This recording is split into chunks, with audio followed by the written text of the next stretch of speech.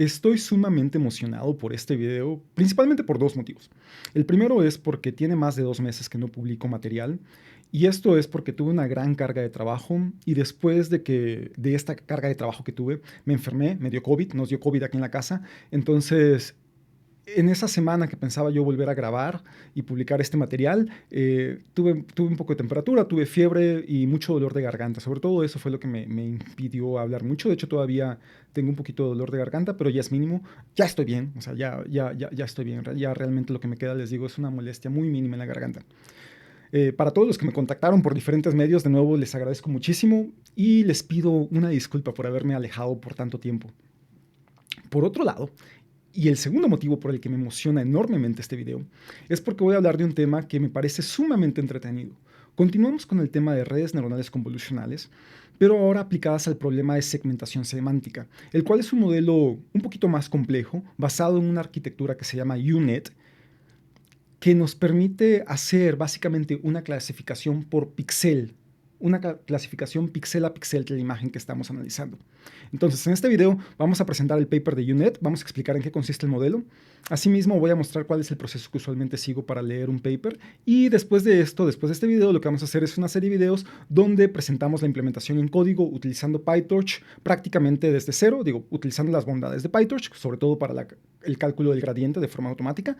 Pero de ahí todo va a ser construir nuestro modelo de forma muy manual. ¿Sale? Entonces, sin más preámbulos, vamos a empezar.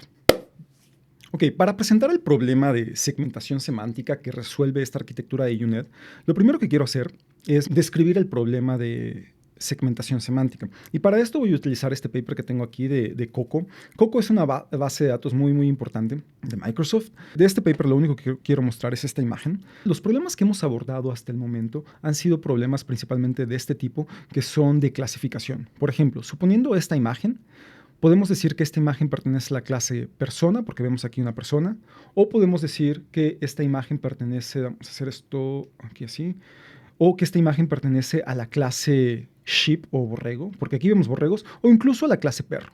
Dependiendo, incluso podríamos decir que es una imagen que pertenece a las tres clases. Un nivel de complejidad más grande sería decir cuál es la posición, por ejemplo, dibujar este cuadro que nos permite indicar dónde está la persona o dónde está cada uno de los otros elementos. Este problema se conoce como localización. Nos permite decir, ok, dibujar este recuadro que nos indica dónde está. Y un nivel más avanzado sería cuáles son los píxeles que pertenecen a la clase borrego, por ejemplo, o a la clase persona. Es decir, poder identificar en la imagen qué píxeles o qué parte de la imagen representa cada una de las clases presentes en esta imagen. Por ejemplo, podemos ver que todos los píxeles que están aquí pertenecen a la clase, o podríamos verlo aquí mismo, ¿no? Todos estos píxeles pertenecen a la clase borrego, ¿no? Esta es una instancia de un objeto de borrego en esta imagen. Entonces, el problema de segmentación semántica consiste en clasificar a nivel píxel una imagen. Es decir qué píxeles pertenecen a la clase borrego. Por ejemplo, supongamos que esta imagen quisiéramos clasificarla para borregos, o sea, exclusivamente para borregos, y queramos decir borrego o no borrego. Entonces diríamos que todos estos píxeles pertenecen a esta clase, todos estos píxeles, y lo voy a dibujar aquí un poquito más rápido. Pero los otros píxeles, vamos a utilizar otro color, todos los píxeles restantes de la imagen pertenecen a algo que no es borrego, independientemente de si sea persona o si sea background o si sea perro. Todo lo demás es no borrego, y lo que son los borregos pues pertenecen al borrego. Ese es el problema de segmentación, y es el problema que se resuelve de forma sumamente elegante con el modelo conocido como U-Net, que es el que vamos a explicar a continuación. Nada más aquí para ahondar un poquito en problemas de segmentación. Aquí hay otra base de datos que se llama Cityscapes. Y vemos aquí problemas de segmentación, ¿no? Problemas típicos de segmentación, donde lo que tenemos aquí es una imagen y podemos ver cómo están marcados los píxeles. A este tipo de imagen se le conoce como máscara, porque es una máscara que identifica píxel a píxel a qué clase pertenece cada uno de estos píxeles. ¿Sí? Podemos ver que en color azul vemos todos los píxeles que corresponden a los vehículos, en color rojo los píxeles que corresponden a personas. Podemos ver que en este color como morado corresponde carretera, vemos que todas las carreteras. Este color azul pertenecería al tren, el color gris pertenecería a estas imágenes de edificios, mientras que las partes verdes supongo que corresponden a vegetación. Este sería un caso de un problema de segmentación semántica multiclase, donde tenemos muchas clases. Ese es el problema, ¿sí? Clasificar, poder segmentar los objetos que están dentro de la imagen a partir de una máscara. Seguimos en un esquema de aprendizaje supervisado, donde tenemos una imagen y nuestra etiqueta, nuestro target, lo que va a estar dado por este tipo de imágenes de máscaras, donde tenemos marcados el contorno que nos representa el objeto que estamos tratando de clasificar o de segmentar. Y para esto, uno de los papers más revolucionarios que ha habido con una arquitectura sumamente influyente es el paper de U-Net, que presenta esta arquitectura conocida como U-Net. Es interesante, es un paper, vamos a verlo, es un paper del 2015. No es un paper nuevo para estándares de Deep Learning. Y de hecho, para estándares de Deep Learning es un paper ya viejito, dado que todo cambia muy rápido. Y ha tenido diferentes modificaciones. Sin embargo, este es el paper original que presentó la arquitectura, que es interesante que se presentó en una competencia de imágenes médicas, se presentó para aplicaciones médicas. Y el paper pasó desapercibido por un tiempo por la comunidad de ciencias computacionales porque se presentó en una conferencia médica. Después, la comunidad se dio cuenta que el mismo principio servía para segmentar no solamente imágenes médicas, sino cualquier problema de segmentación, y de ahí han habido diferentes evoluciones de la arquitectura. Entonces, voy a explicar rápido el paper para conocer el principio, sobre todo de la arquitectura. Explicamos la arquitectura, y de ahí en los siguientes videos lo que vamos a hacer es implementar ese modelo en código, que quizás es lo que ya queremos llegar a hacer. Entonces, nada más, vamos a leer el paper, vamos a leerlo rápido. U-Net es Convolutional Network for Biomedical Image Segmentation. Ya expliqué el problema de segmentación. Y bueno, el abstract empieza, que es usualmente lo primero que leo en el paper es un abstract, y el abstract nos va a permitir determinar si el paper nos es de interés o no. Entonces, en este caso sabemos que sí, pero vamos a leer el abstract rápido y señalar algunos puntos importantes. Hacemos énfasis en que successful training of deep learning requires many thousands of annotating training samples. Sabemos que deep learning requiere muchos datos en general. Vemos aquí que usan mucho data augmentation. Ya hemos visto que el data augmentation nos permite crear de forma sintética nuevos datos para usar las imágenes que tienen anotadas, ¿no? Interesante, en este paper presentan que nada más tenían 30 imágenes anotadas, o sea, muy poquitas. Esto es un problema que sucede mucho en imágenes médicas. Adquirir una imagen médica puede ser extremadamente caro. Entonces, cuando el costo de adquirir una imagen puede ser de $1,000, por ejemplo, o costos cercanos, entonces no es viable tener miles de imágenes, ¿no? Entonces, data augmentation, este aumento sintético de datos, es algo muy, muy importante.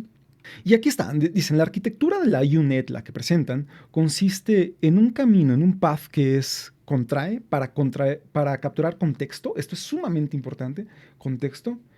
Y algo simétrico, un camino simétrico, pero ahora que se expande, que permite precise localization. Y esas son las dos claves de la arquitectura U-Net. Un camino que nos permite encontrar el contexto más general de la imagen, y otro que nos permite hacer la selección más puntual de dónde están los objetos. Y bueno, de aquí mencionan que se utilizaron en el ISB Challenge for Segmentation of Neuronal Structures en microscopía de electrones.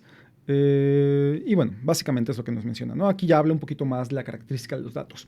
No nos vamos a fijar tanto aquí en los datos que se utilizaron, sino nos vamos a fijar en la arquitectura, que es lo que nos interesa más desde el punto de vista computacional.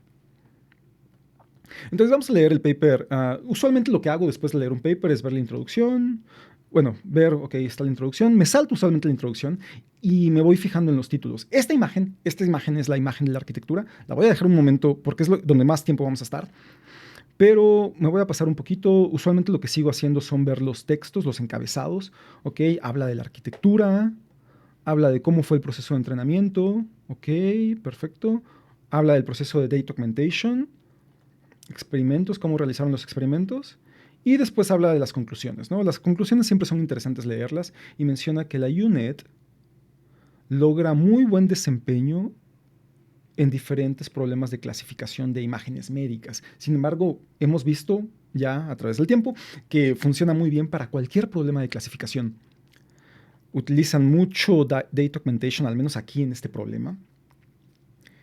Y empezaron con muy pocas imágenes anotadas. Utilizaron aquí un NVIDIA Titan de 6 GB y tardó solamente 10 horas Y fue en café. Todos estos datos nos muestran un poco el momento histórico en el que estaba pasando esto, ¿no? Estamos hablando del 2015, entonces un GPU de 6 gigabytes de memoria de video, es un GPU muy poderoso, un Titan, o sea, la familia más alta de NVIDIA. Utilizaron Café. Café ya es una librería, un framework, vamos a decir estilo PyTorch, TensorFlow, que se utilizaba mucho en esta época para clasificación de imágenes, para problemas de clasificación de imágenes. Ahora pues pensaríamos que un paper nuevo no utilizaría otro framework que no sea PyTorch o TensorFlow o JAX posiblemente, pero difícilmente vamos a encontrar un paper reciente donde utilicen café. Lo siguiente que yo hago es fijarme en las imágenes. Y al analizar las imágenes y los encabezados de las imágenes, podemos tener gran idea de qué trata el paper. Ese sería mi proceso eh, usual para leer un paper. Analizar muy detenidamente las imágenes. En este caso me voy a adelantar un poquito, no voy a analizar todavía la imagen porque sí vamos a leer el paper completo.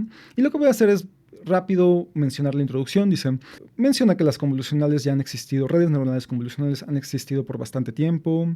Su éxito fue limitado debido a que no había muchos datos. Aquí hablamos de Alex Krzyzewski, presentan aquí el paper de AlexNet due to Supervised Learning. Aquí es el paper de ImageNet, de AlexNet, el paper que revolucionó ImageNet en el 2012. Bueno, ya hemos platicado antes de eso en el canal, entonces me voy un poquito rápido. Nos mencionan muchas tareas visuales, especialmente en Biomedical. No solamente es necesario hacer clasificación, sino también la localización. Es decir, si vamos a hacer un problema de detección de un tumor, el saber dónde está el tumor es sumamente relevante, entonces la localización es importante en aplicaciones médicas. Y en este caso, que queremos encontrar dónde dónde está el tumor, se asigna, es lo que les decía, es el problema de segmentación, donde se asigna una clase a cada uno de los píxeles. Y de nuevo menciona que miles de imágenes, como usualmente podemos tener en otros problemas de visión computacional, no son viables de obtener en muchos problemas médicos porque, les repito, adquirir una imagen puede ser sumamente costoso. Se mencionan otros approaches que han habido, por ejemplo, utilizar sliding window para predecir la clase de un píxel. Y esto es porque se define un patch, una región alrededor del píxel que se quiere clasificar. Sin embargo, aquí lo que se hace es como una ventanita por una zona de píxeles, y si pensamos en eso y vamos recorriendo toda la imagen de ventanita en ventanita para clasificar un píxel, puede ser o no puede ser, es algo que computacionalmente va a ser muy costoso, ¿no? Entonces es uno de los problemas con este tipo de approaches. Y aquí lo mencionan, ¿no? Es bastante lento porque la red debe correr para cada uno de los patches. Hay mucho redundancy porque hay overlap en los patches. Se sobreponen los patches, estos bloquecitos de la imagen. Y bueno, y aquí menciona, ¿no? Diferentes problemas que hay, ¿no? Aquí lo que menciona es que construyen una solución más elegante, y realmente la solución que construyen es elegante y hermosa. Es una arquitectura sumamente, no puedo decir otra cosa más que bella. Ahorita la vamos a analizar. Y es una arquitectura totalmente convolucional. Es totalmente end-to-end porque empieza con las imágenes de entrada y sale con la clasificación de los píxeles, sale con la imagen segmentada. Entonces ahorita vamos a hablar. Realmente me emociona ver esta arquitectura. Bueno, es end-to-end y me voy a saltar un poquito. Aquí mencionan un poquito de cómo es el problema que ellos abordan. Lo vamos a explicar, pero tal vez no tan a detalle porque esto ya es más particular al problema de ellos. Dicen aquí, en su arquitectura utilizan upsampling part. We also have a large number of feature channels. A ver, vamos a ver, aquí creo que me salté una parte relevante. La idea principal, a ver, we modify and extend this architecture. Están basadas en este paper, totalmente convolucional. Les permite trabajar con muy pocas imágenes y segmentaciones más precisas. Aquí está, pooling operators son reemplazados por upsampling. Y este upsampling nos permite tener más resolución en la salida, es decir, la localización más precisa de dónde está el píxel que pertenece a cierta clase. Y esto permite localizar características de alta resolución del path donde se va contrayendo la imagen con la parte donde se va expandiendo la imagen o el volumen de la red neuronal convolucional. Tienen un número grande, en esta parte de upsampling part, tienen un número grande de canales. Y aquí le dicen, esta parte del canal de donde se hace este upsampling es más o menos simétrico y sigue una forma de U, de ahí el nombre de UNet.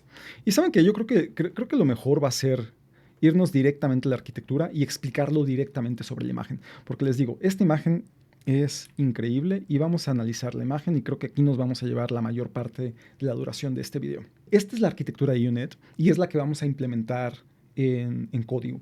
Tenemos una imagen de entrada, vamos a imaginar ahorita, es una imagen de entrada de 572, vamos a analizar lo que representa cada símbolo.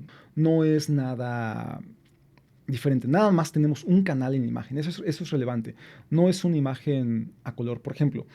Nosotros vamos a utilizar, el ejemplo que vamos a resolver van a ser imágenes de 200, bueno, van a ser imágenes que vamos a transformar a 224 por 224, pero podríamos decir usar imágenes de 224 por 224. Este es el tamaño de ImageNet por 3 canales RGB. En este caso son imágenes que son monocromáticas, 572 por 572 por un solo canal. Es una imagen en escala de grises. Esto de aquí nos representa, vemos acá, las flechas en color azul nos representan convoluciones, capas convolucionales de 3x3. Es decir, un kernel, un filtro de 3x3. Sabemos que ese filtro tiene que corresponder con el número de canales previo. Con funciones de activación ReLU, ¿no? Ya sabemos, ReLU es este tipo de función de activación. Esto lo hemos utilizado ya bastante en el canal. Notemos aquí que la salida de esta capa convolucional está utilizando 64 filtros, por lo cual tanto este 64 nos indica que van a haber 64 filtros. Es decir, que si la entrada es de 572 por 572 por 1, después de la primera capa convolucional vamos a tener una salida de 570 por 570 por 64. Es decir, se están utilizando 64 filtros, cada uno de 3 por 3 por 1. ¿Sale? Porque recordemos que este número de filtros tiene que coincidir con este número del número de canales de la capa previa, que en este caso es la imagen de entrada, y ya sabemos que cada filtro es de 3x3. Simple, es lo que está pasando en la primera capa convolucional. Notemos que la salida de 570 es más pequeño que estos 572. ¿Qué significa esto? Que no están utilizando padding. Estamos viendo aquí no padding. No padding, y el stride es igual a 1. Es igual a 1. Si recordamos la fórmula de cuál es la salida en ancho y alto de una capa después de una convolución, recordemos que es el tamaño de la imagen, 572, menos el tamaño del filtro, en este caso sería 3, más 2 veces el número de píxeles que se están usando para padding, en este caso sería 0. Todo esto lo dividimos entre el stride, que es un stride de 1, y a esto le sumamos 1. Eso nos va a dar el tamaño. En este caso, como la imagen es cuadrada, va a ser el mismo tamaño para alto y ancho. En este caso sería 572 menos 3, sería 569, más 0. Seguimos en 569, entonces esto sería 569, más entre 1, pues se queda igual, más 1, igual a 570, que es la salida que nos está dando acá. Entonces tenemos un volumen ahora de 570 por 570 por 64. Pasamos por otra misma capa convolucional del mismo tamaño, igual 64 canales, el mismo número de canales, y se va a repetir el proceso. Vemos que aquí hay una disminución de nuevo de 2 píxeles. Y eso es lo que nos da este primer bloque. Ahora, a este bloque, este es un bloque que voy a señalar acá, este es un bloque convolucional que tiene 2 capas convolucionales. Cada capa, y esto es interesante porque cada capa tiene las mismas características, 3x3 por el número de filtros, ¿no? Cada kernel de convolución es de 3x3, o sea, no hay cambios en los kernels de convolución. 2 capas convolucionales y eso nos da una salida, ¿no? Aquí tendríamos entonces que el volumen de salida en este momento es de 568 por 568 por 64. Ahora, lo pasamos por este bloquecito indicado por la flecha roja, y aquí vemos la flecha roja. La flecha roja indica un max pool de 2x2, es un max pool de los que hemos trabajado muchas veces. Entonces, aquí lo que tendríamos es que en este momento acá, este volumen que se representa acá, sería un volumen, que lo voy a dibujar acá, de la mitad de 568, 284, 284 por 284, ups, necesito aprender a hacer 8, vamos a hacerlo así mejor, por 8, por 64. Eso es este volumen de acá. De nuevo lo pasamos por una capa convolucional indicado por esta flecha azul, que va a ser de nuevo de 3 por 3, 3 por 3 por 64. Recordemos, este número de aquí tiene que coincidir con este número de acá, con el número de canales de la capa previa. Entonces, nuestros filtros ahora tienen 64 filtros. Y ahora vemos que de salida tenemos una profundidad de 128. Es más, déjenme borrar un poquito aquí para que no se... Este es así. Y este de acá tenemos 128. Entonces, tendríamos 128 por 3 por 3 por 64. ¿Sí? Entonces serían los filtros así. De nueva cuenta no se usa padding, por eso la salida ahora va a ser 284 menos 2. O sea, va a ser 282 por 282 por 128. Eso se pasa a otra capa convolucional indicada por esta flecha en color azul.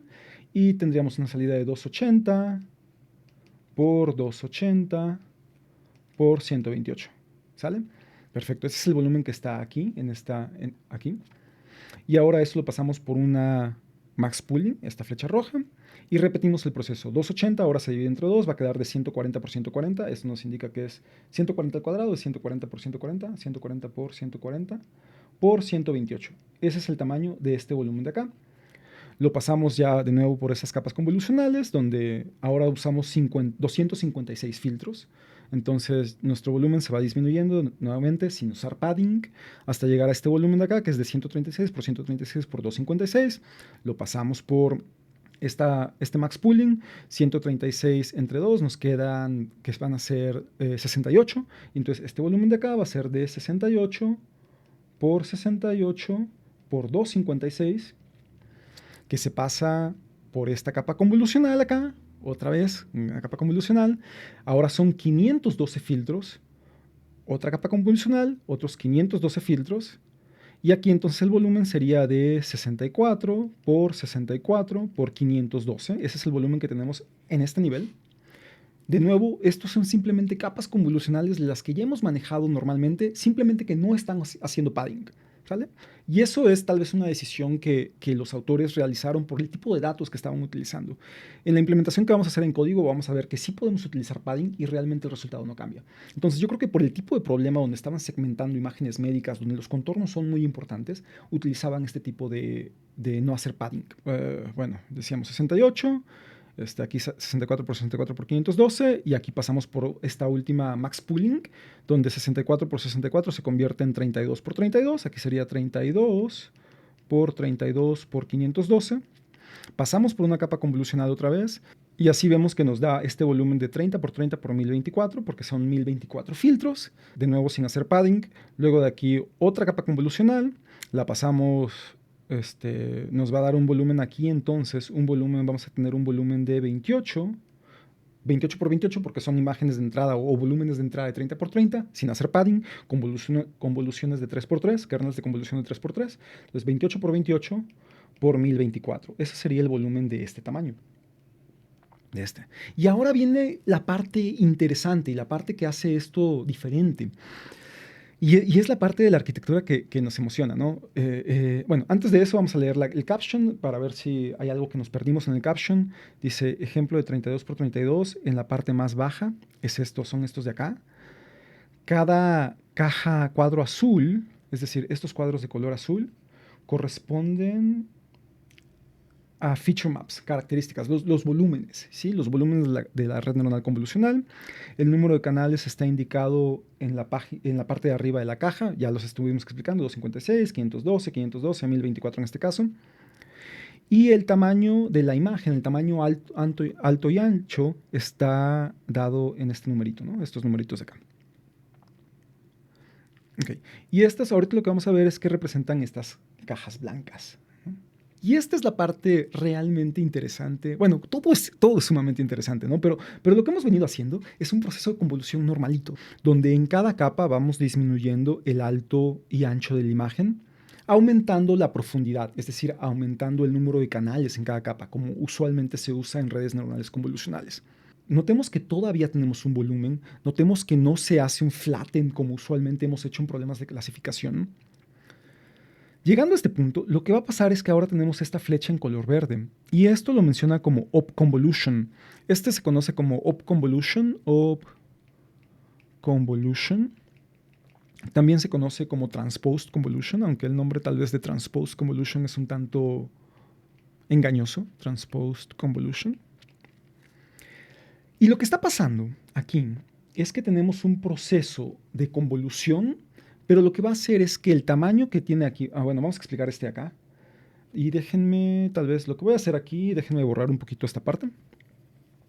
Entonces, este proceso de acá, esta flecha de acá, lo que nos va a hacer en este punto es que la imagen de entrada, tenemos una entrada de 28 por 28 por 1024. Esto va a entrar en esta cajita que le vamos a llamar opcomp. Y la salida que nos va a dar una salida que va a duplicar el tamaño ancho y alto, por lo tanto nos va a dar una salida de 56 por 56. Y el número de filtros, a diferencia de todo lo que hemos venido manejando en este camino de, vamos a ponerlo así, este es como un camino, vamos a hacerlo, perdón, vamos a hacerlo con color verde. Esto de aquí que hemos visto es como un camino de contracción, o sea, se está contrayendo la red neuronal, pero ahora vamos a pasar por un camino de expansión. Y en el camino de expansión, aquí este OpConvolution, lo que va a hacer es que también nos va a tomar el número de canales y en vez de duplicarlo como hemos venido haciendo, lo que va a hacer es dividirlo a la mitad, por lo tanto esto va a ser por 512. Esa va a ser la salida de este proceso de OpConvolution. Y algo que vale la pena mencionar es que este proceso de OpConvolution, a diferencia de los max pooling, es decir, este OpConvolution hace como lo contrario a un max pooling. El max pooling usualmente nos divide las dimensiones ancho y alto a la mitad y usualmente no nos afecta el número de canales del volumen del mapa de activación. En este caso, el OpConvolution nos va a duplicar el tamaño ancho y alto, es decir, va a hacer un resize del volumen y va a dividir a la mitad el número de canales. ¿Sí? Entonces, esta salida entonces se convierte en esta parte que tenemos aquí en color azul, en esta parte de acá. Y lo que va a pasar, que esta parte de aquí se va a concatenar con el volumen que teníamos en esta parte. Y déjenme borrar aquí esto ya lo explicamos, déjenme borrarlo aquí. Lo que va a pasar entonces es que esto, que es de 56 por con 56, se va a concatenar. Y es decir, si aquí tenemos un volumen de, vamos a poner lo que fue de, tenemos un volumen que es de 56 por 56, y aquí lo voy a dibujar así, pero serían, aquí sabemos que tiene 512 canales, 512. Lo que va a pasar es que esto se va a concatenar con un volumen de esta parte de acá. Esta flecha lo que nos indica es una conexión directa de este mapa de activación en el camino de contracción con este mapa de activación en el camino de expansión. Se concatenan tal cual. Y lo que vamos a tener entonces es que se va a concatenar con un volumen que viene del camino de contracción. Así. Donde también se van a tomar, notemos aquí que el tamaño aquí es 64 por 64, por lo tanto, esta línea punteada aquí nos indica que vamos a tomar solamente los 56 elementos del centro, es decir, aquí va a quitar 4 píxeles de arriba, 4 píxeles de abajo, 4 píxeles de la izquierda, 4 píxeles de la derecha, y solamente se va a quedar con los 56 píxeles del centro, es decir, si vemos el volumen visto de frente, algo así, este volumen es tiene ancho y alto de 64, simplemente se va a quedar con los 56 del centro y va a tomar toda la profundidad del volumen, ¿sale? Toda la profundidad del volumen la va a tomar, mientras que todo lo demás que está en el volumen pues no lo va a tomar, ¿no? O sea, va a ser algo así. Nada más tomaría esta parte en verde. Entonces, esa parte es la que se concatena acá. Y vamos a tener que entonces va a ser 56, también son 56 por 56. Solo se toman los 56 elementos del centro. Y la profundidad también son 512. Veamos que esta profundidad es de 512. Entonces se toma todo el volumen. En cuanto al volumen no se limita simplemente en ancho y alto. Y eso se concatena. Y por lo tanto, este volumen ahora va a tener dimensiones de 56 por 56 por 1024. Eso es, déjenme borrar aquí otra vez. Así es como tenemos este volumen de 56 por 56 por 1024. Resultado de concatenar el resultado de este upsample o upconvolution con este volumen que obtuvimos durante el camino de downsample. Y aquí la idea es que vamos a tener features, características. La red neuronal aquí en su versión tradicional nos va a permitir extraer características que nos van a dar contexto de qué es lo que está en la imagen. Y al concatenarlo con esto y ir haciendo el upsample, vamos a obtener información más fina de, ok, aquí nos dice qué es lo que está, qué es lo que estamos tratando de encontrar. Y aquí esta parte nos va a decir dónde está lo que estamos tratando de encontrar. Eso es lo que está pasando y eso es lo que hace esta arquitectura maravillosa. Al estar concatenando la información del qué con el dónde, vamos a tener más detalle y nos va a permitir hacer una segmentación muy, muy buena de nuestras imágenes. Este proceso se va a ir repitiendo de forma casi simétrica a como vinimos haciendo el proceso de contracción. Vamos a ir deshaciendo mediante un proceso de expansión. Entonces, nada más.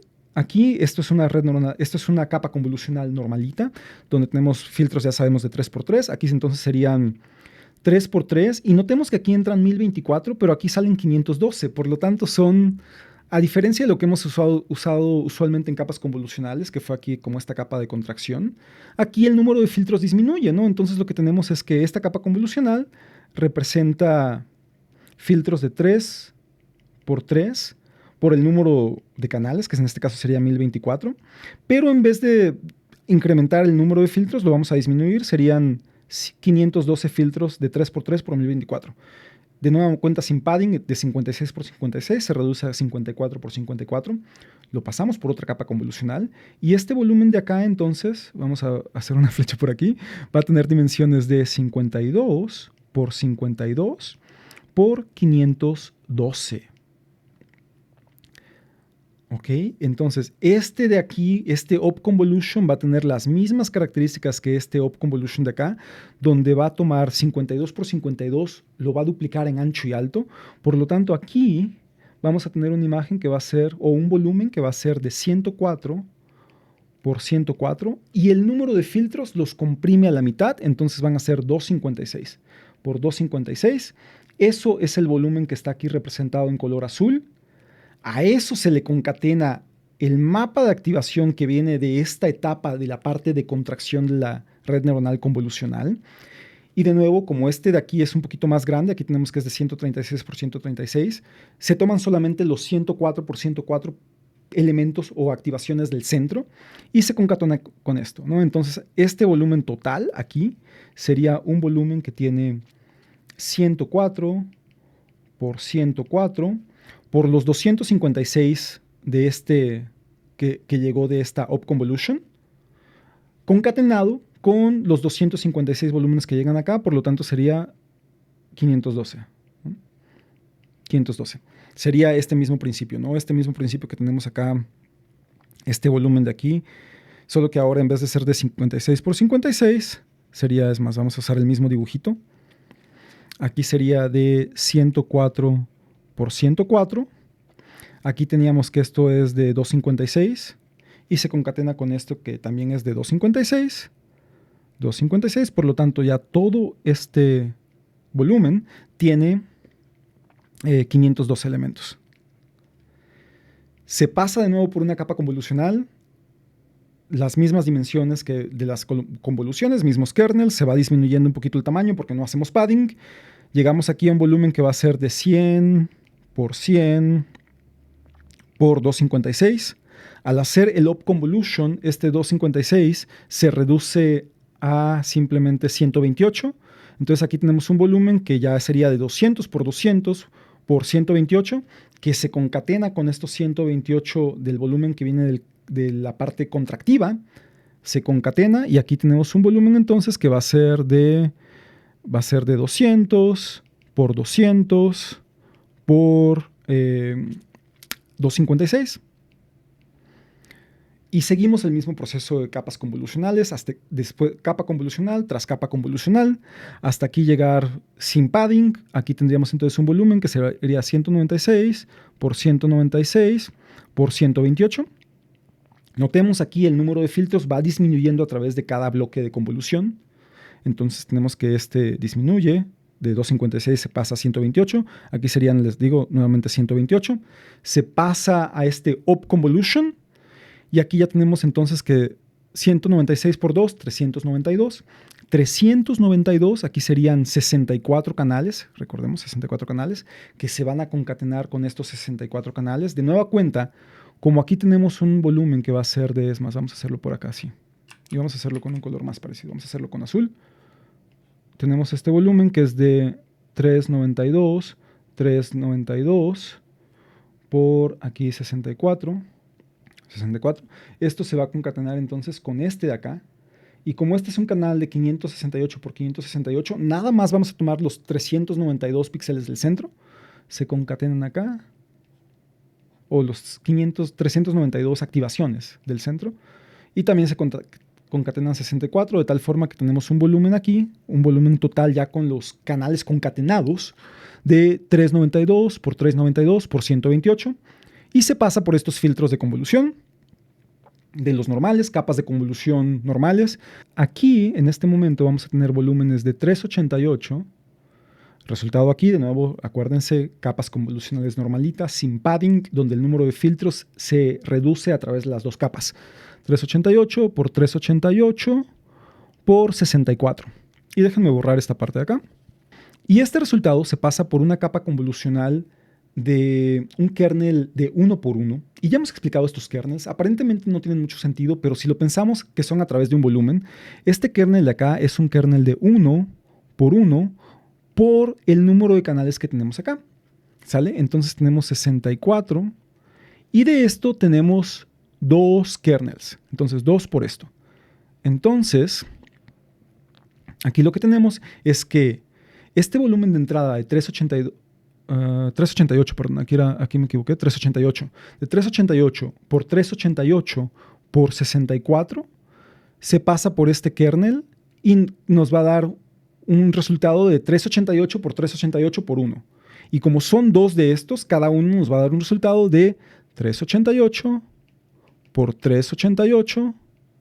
Cada uno nos daría un canal de activación, pero como son 2 filtros, entonces por 2. Y eso es lo que tenemos acá. Y ahora vamos a ver, aquí lo interesante es interpretar qué es lo que nos está dando este volumen. Lo que tenemos es que tenemos entonces este aquí así. Este va a ser un canal que va a tener aquí sus píxeles o sus activaciones individuales. Algo así. Y cada uno es de 388. Aquí también tenemos 388. Y vamos a tener otro canal con las mismas dimensiones, que va a estar por acá así. También de 388. Y recordemos, el problema de segmentación consiste en clasificar un píxel a la vez. A cada píxel asignarle una clase. Y aquí lo que nos está dando, vamos a decir, este canal pertenece a la clase 1,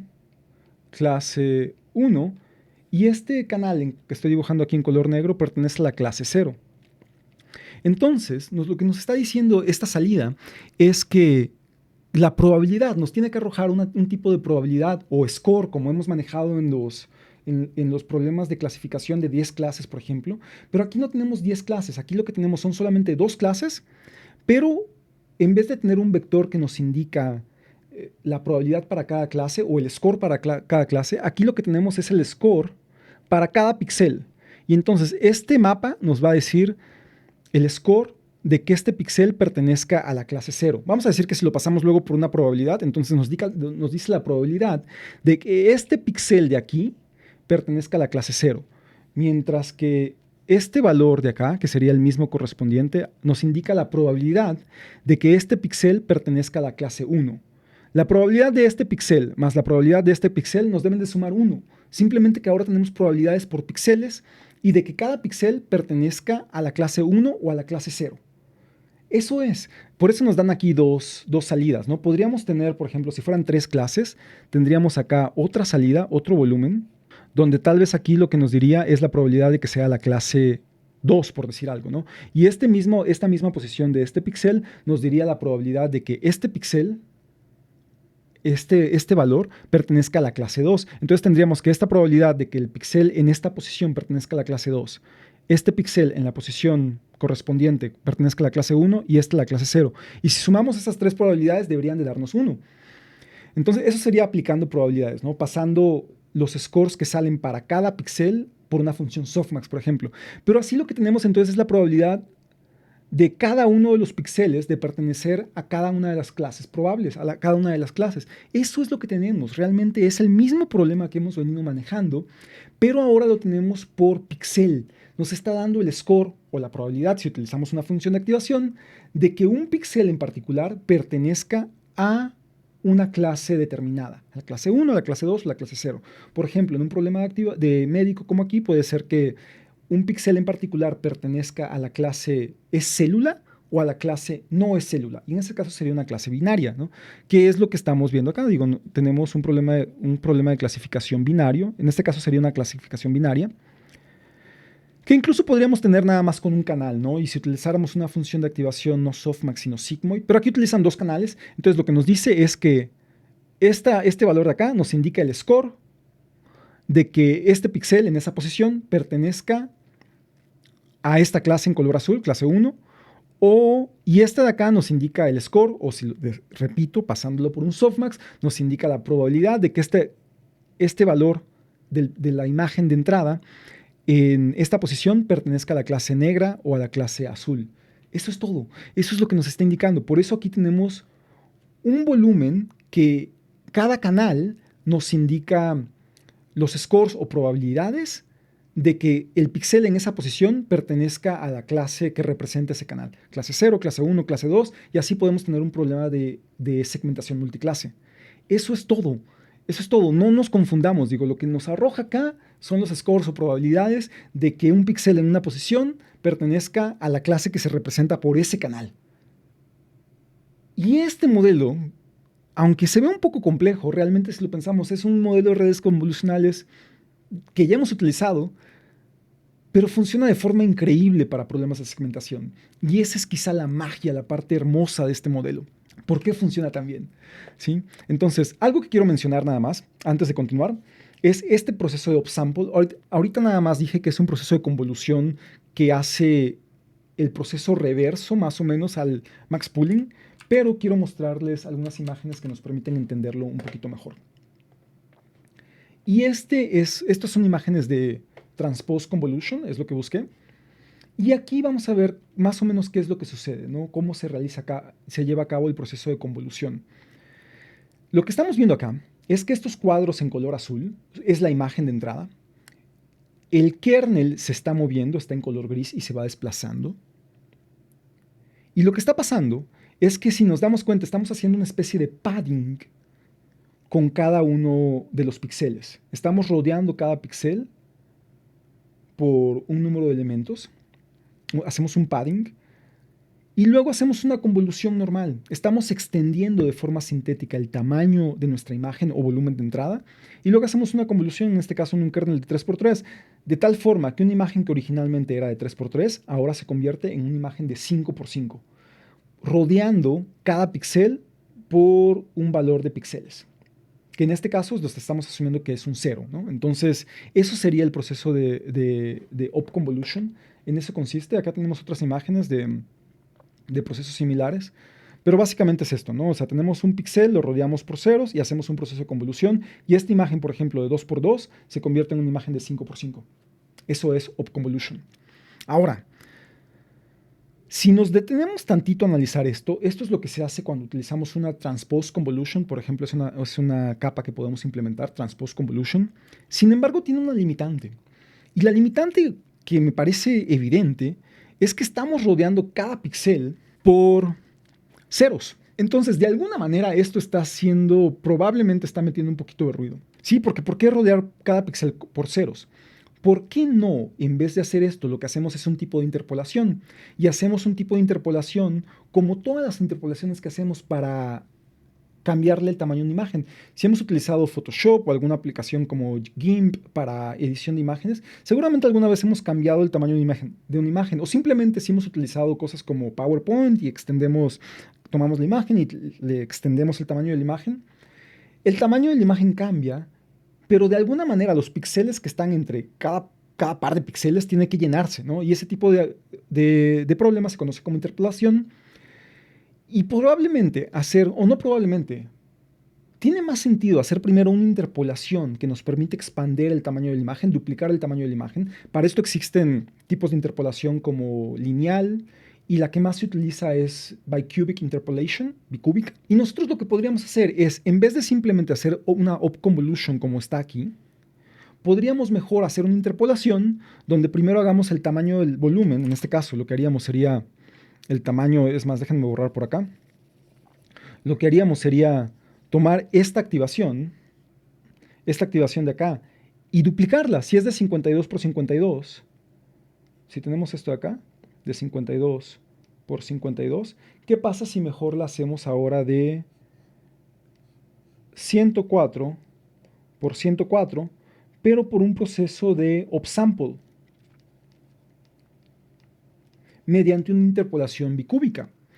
Y entonces tenemos algo que tal vez tiene un poquito más de sentido. Sin embargo, aquí, esta parte de un upconvolution, es importante recordar que tiene parámetros. Esto de acá tiene parámetros que se aprenden. Entonces lo que podríamos hacer es un upsample y luego pasarlo por una convolución, por ejemplo, de 1 por 1, para que hayan parámetros que nos permitan abstraer esta parte que nos va a permitir localizar, ayudarnos a localizar dónde está el detalle del objeto que estamos segmentando.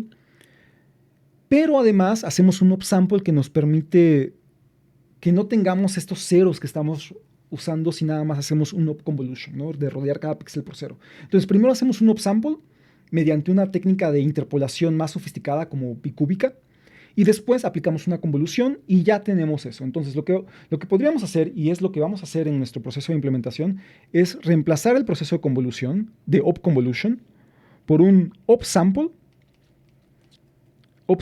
y luego por una convolución de 1 por 1. Y eso vamos a utilizar para hacer el upsample. ¿Ok? Es un punto que quería mencionar. Y ahora ya explicamos el modelo de red neuronal convolucional que vamos a utilizar para hacer segmentación. Este es el modelo de U-Net. Entonces vemos que no es tan complejo.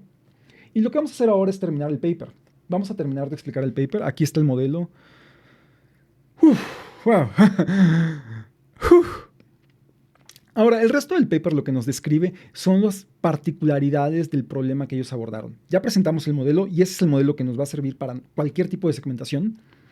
Pero ahora, por ejemplo, ellos mencionan que lo que hacen es que en cada imagen la dividen como en subimágenes. Recordemos que solamente tienen 30 imágenes. Las dividen en estos bloques, que se ven aquí en esta línea de color azul. Hacen un tipo de padding de mirroring, y la salida de la segmentación lo que nos va a arrojar es esta parte en amarillo. ¿Sí? Déjenme hacerlo más pequeñito, está muy grande. Esta parte en amarillo. ¿Sí? La entrada va a ser todo esto que está aquí en verde, que está señalado en verde, pero la salida va a corresponder a esta parte de aquí de amarillo. Y es lo que nos va a hacer. Es decir, la segmentación va a corresponder solamente a esta parte de acá.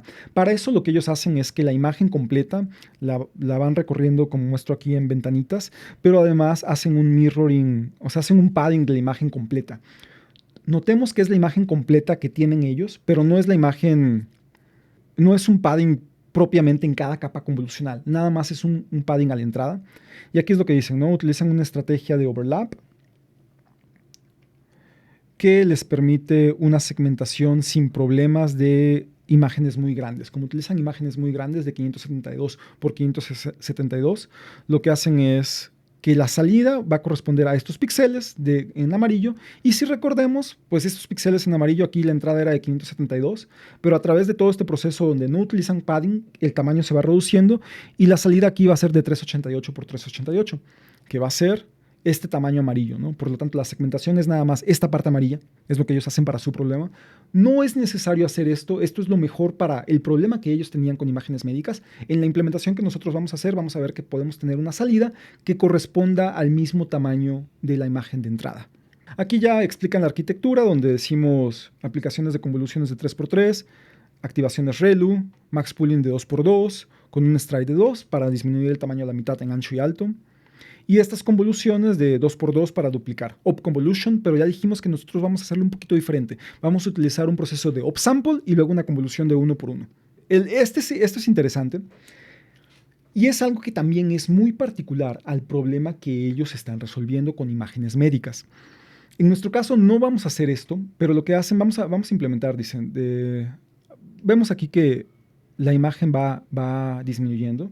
Para el caso de ellos, mencionan que favorecen o prefieren utilizar imágenes grandes de bastante resolución, 572 por 572, en vez de utilizar un batch grande, ¿no? Entonces nada más utilizan una sola imagen a la vez, un ejemplo a la vez en el entrenamiento, no utilizan un mini batch de más de una imagen. Utilizan momentum, utilizan... Okay. Y la función energy function es la función de costo. Se utiliza utilizan una función softmax, es lo que les decía, para indicar la probabilidad de que un valor pertenezca o un píxel pertenezca a una clase en particular. Y hacen softmax sobre el mapa de activaciones final. Recordemos, es lo que les mencionaba aquí. Este es el mapa de activación final y lo que hacen es que cada píxel aplican softmax, ¿no? Para que nos indique la probabilidad de que el píxel en esta posición pertenezca a una u otra clase. Utilizan softmax píxel por píxel y utilizan cross entropy. Entonces aquí vemos que esta es la fórmula de softmax, tal cual, la que ya hemos venido estudiando. Por aquí les dejo una liga para un video donde explicamos todo esto con muchísimo detalle, ¿sí? Y esta es la función de cross entropy que utilizan, que ya también hemos utilizado. Vamos a darnos cuenta que es el logaritmo de la probabilidad, el logaritmo natural de la probabilidad de nuestra predicción. La probabilidad es nuestra predicción. Ahora, algo que es sumamente interesante es que, y es algo que no hemos hecho, es que multiplican la probabilidad por este peso, por un peso W. ¿Sí? Vemos esta WX por ahí. ¿Por qué hacen esto? Y vamos a leerlo. Dice, donde AX denota la activación, aquí, tarará, esto es más o menos lo mismo. Digo, es cuestión de notación. Pero algo que es interesante es esto. Aquí creo que aquí abajo lo van a explicar. Y aquí está. Omega representa la clase a la que pertenece y W es un peso, es un mapa de pesos que lo utilizan para darle más importancia a ciertos píxeles durante el entrenamiento. ¿Por qué hacen esto? Y esta imagen nos permite explicar un poquito más, ¿no? Lo que ellos tienen son una imagen de entrada de este tipo. Esta es la imagen de entrada. Este es ya el resultado Este es el resultado de la imagen ya cuando se aplica la máscara de segmentación.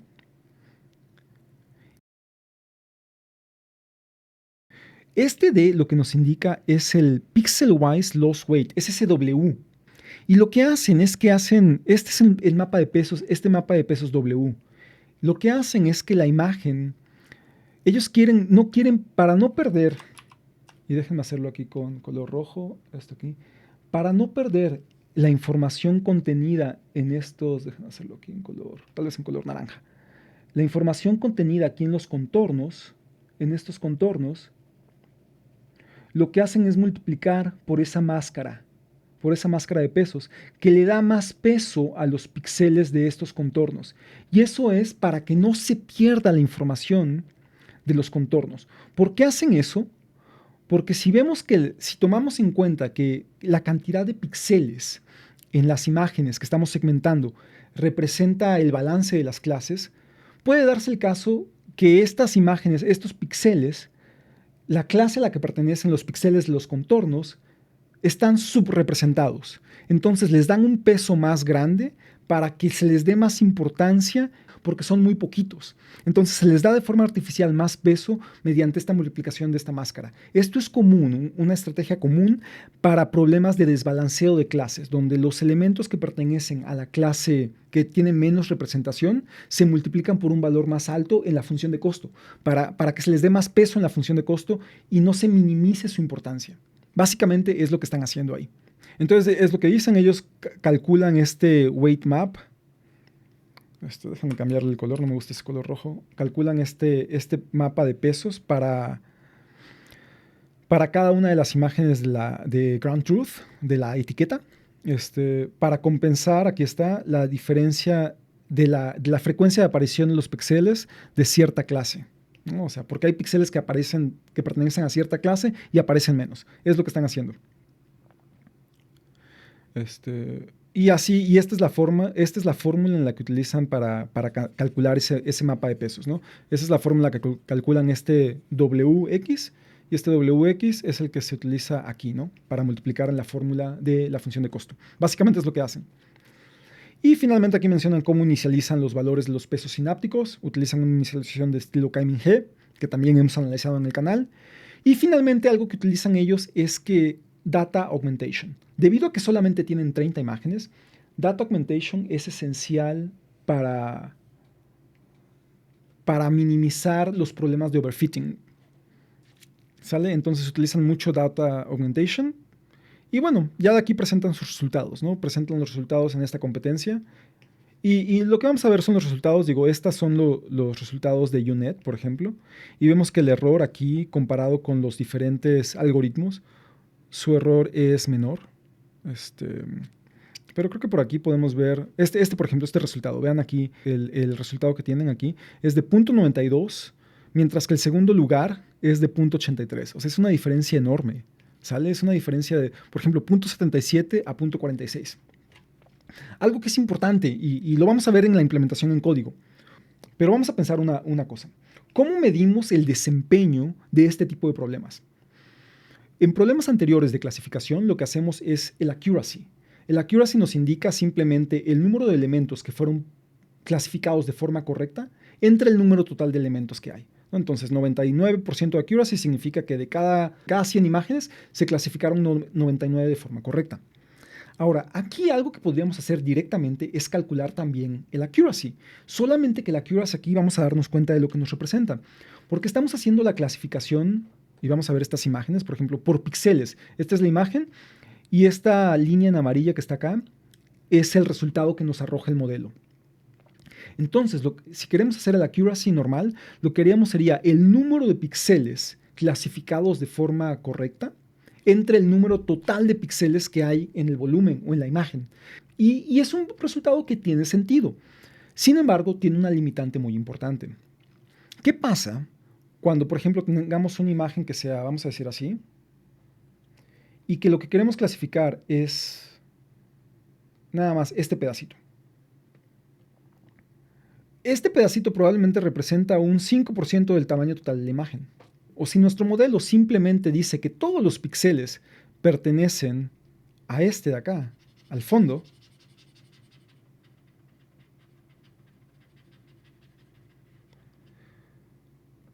y estos también los clasifica de forma incorrecta, o sea, nos va a decir, y como esos píxeles son el 95% de la imagen, nos va a clasificar de forma correcta el 95% de los píxeles.